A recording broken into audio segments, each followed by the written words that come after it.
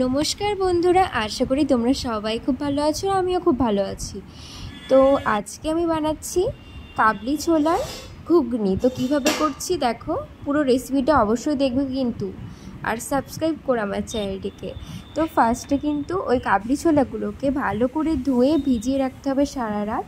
তারপরে আর আলুগুলো এইভাবে কেটে নিতে হবে। তারপরে প্রেশার কুকারে কিন্তু কাবলি ছোলাগুলোকে দিয়ে দিতে হবে জল দিয়ে, আর দিয়ে দিতে হবে সামান্য নুন।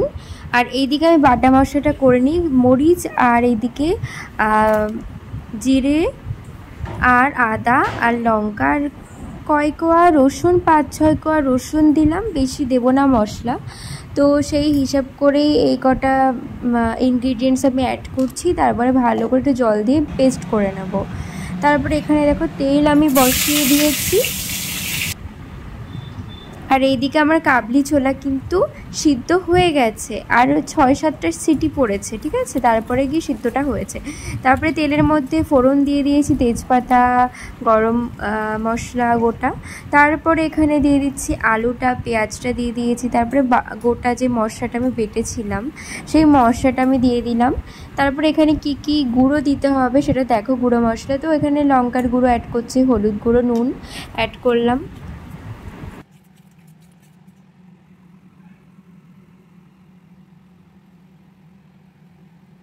তারপরে ভালো করে কিন্তু কষিয়ে নিতে হবে। কষিয়ে নেওয়ার পর দিয়ে দিতে হবে টমেটো কুচি, আর টমেটোটা দিলে একটু টকটক আসে, সেই জন্য দিয়েছি, আমার খুব ভালো লাগে। শুধু কালারটা দেখো কি সুন্দর এসছে। তারপরে এই কাবলি ছোলাগুলোকে দিয়ে দিতে হবে।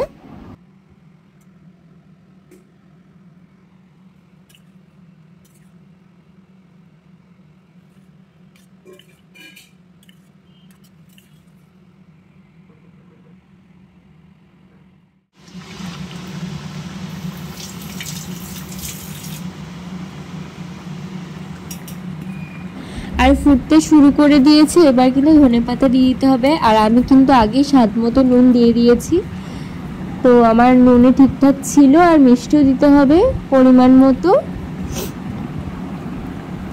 আর ধনেপাতাটা দিলে স্বাদটা আরও বেড়ে যাবে। তোমরা অবশ্যই ট্রাই করতে পারো, না থাকলে ঘরে দেওয়ার দরকার নেই। আর আমি কিন্তু লাস্টে একটু কাঁচা লঙ্কা চেরা দিয়ে দিয়েছি।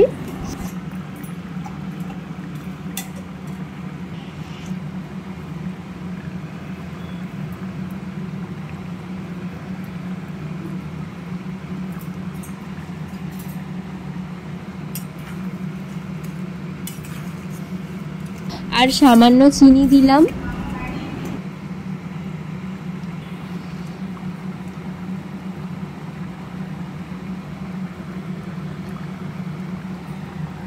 ঝোল আমার এখন পুরো ঠিকঠাক হয়েছে, এরকমই ঝোল ঝোল রাখবো, পরে এমনি বসে যাবে। তারপরে এখানে গরম মশলা দিয়ে আমি নামিয়ে নেব।